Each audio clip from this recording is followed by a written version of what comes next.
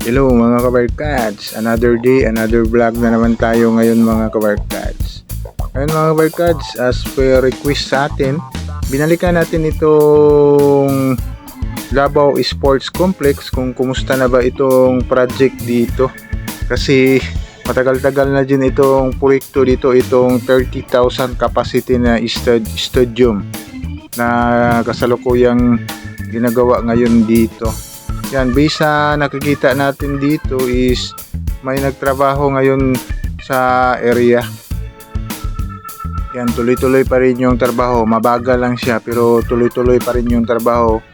May crane na nakita natin dyan sa giliran para mag-connect itong old na studio.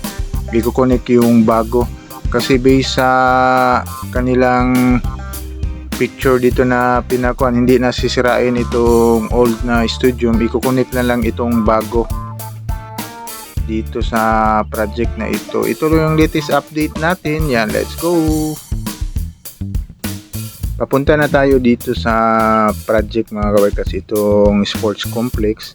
Dito tayo dumaan sa Barangay Mental dito sa Davao City. Papunta na UP Mindanao. Yan, itong road na ito is part na ito sa UP Mindanao. Yan, makikita natin itong malaking eskwelahan dito sa may part na ito sa Bago Oshero, Tugbok District dito sa Davao City. Yan, ito yung entrance sa UP Mindanao sa right side natin. Yan, iikutin lang natin itong UP Mindanao mga kabarkas kasi itong sports complex na ginagawa dito is part ito sa lupa ng UP Mindanao kasi itong lugar ng Bago Oshero, maraming mga government lot dito, yung mga lupa sa gobyerno, napakalaki dito sa Bago Oshero. Yan, sa ngayon is yung iba is ginagamit na. Yan, panahon pa ni Tatay Digong is may proclamation na siya pinirmahan dito sa lugar na ito na gagawin na government offices, mga government offices dito ilalagay. May hospital na itatayo dito. Talagang itong area dito sa darating na panahon is dumami na dito yung mga government building na itatayo kasi more in government lot itong Bago Oshero. Yan, siguro sa ngayon is hindi pa masyadong ma-develop ito dahil sa bagong administration, parang hindi sinuportahan yung mga Duterte na mga dating kuwan nila ginagawa dito sa Pilipinas. Ngayon siguro hintayin na lang natin si BP Sara talaga para matapos itong mga project dito sa Bago Oshero sa Davao City na mga building na itatayo dito, especially itong sports complex. Sa nakikita natin dito, itong sports complex is mabagal talaga yung trabaho dito. Siguro sa budget din ito.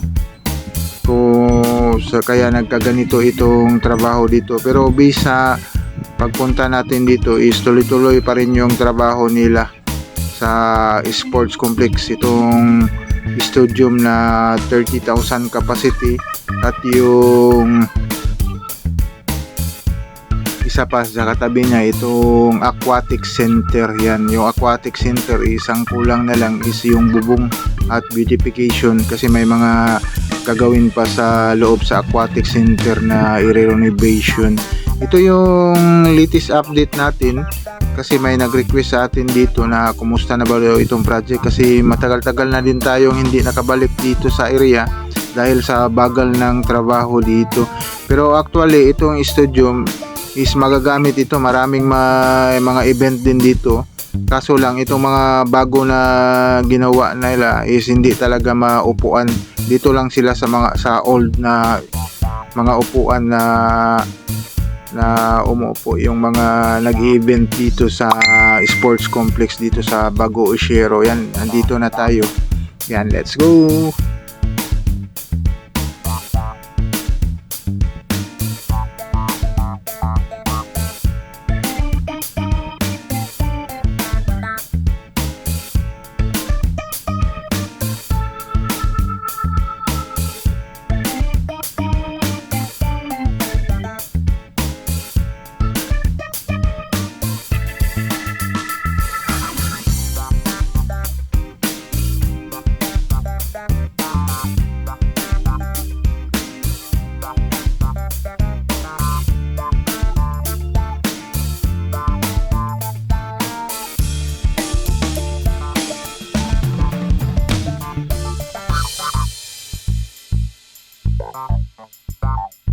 ng auto yung tuloy-tuloy yung trabaho nila dito para mag-connect dito na sa auto.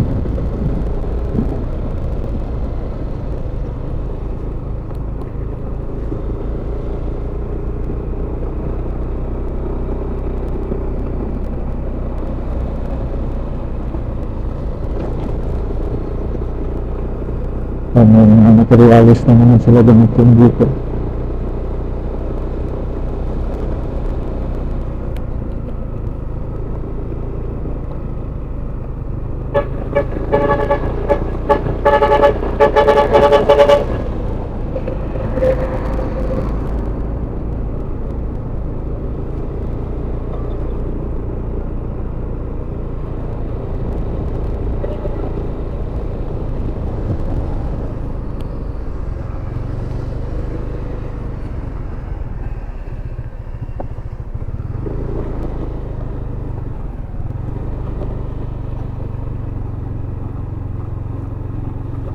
Tuloy-tuloy yung trabaho nila mga kabarkads. Yung parang nabububong na ba sila dito? So may mga scaffolding na eh.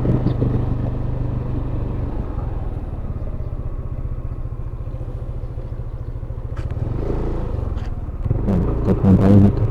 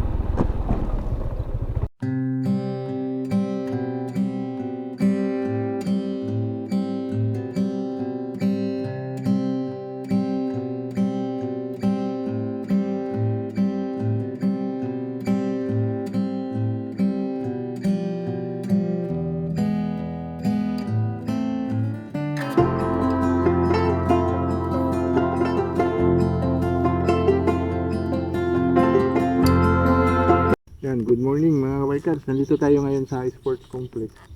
Yan, i-update natin ito dito ngayon kung kumusta na ba. Kasi may nag-update kwan sa atin, pero may nagkwan doon, no? Para mag-connect dyan sa old na stadium, para mag-connect yung bago nila na kinabit. Yan. Kasi ngayon is Sunday. Wala talagang tao ngayon dito, walang event sa area, pero tuloy-tuloy yung trabaho nila dito. Yan, kukunik sila dyan sa may old na stadium.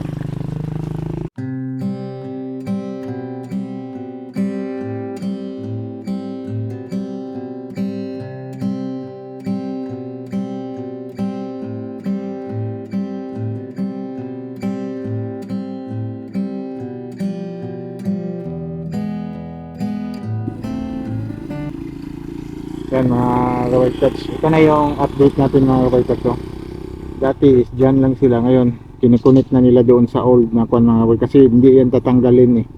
Yung old, ikukunik lang itong stadium dito, tapos parang ang kulang nito is bubong na lang. May dumating sila na mga materialis doon, no? Para yan dito magkunik. Yan, nag-ongoing sila, nag-under yung crane nila para magkabit-kabit nitong mga bakal na ito. Para mabuo na itong studium dito sa may Bago Share. Siguro mga ito, dito lang yung update natin dito sa mga sports complex itong ginagawa ngayon dito sa Bago Oshiro, Tugbok District, Davao City. Yan, like and subscribe to my channel. Press the button bell para ma-notify kayo sa mga video na da-download ko, especially sa mga travel vlog natin. Yan, sige, bye-bye. God bless.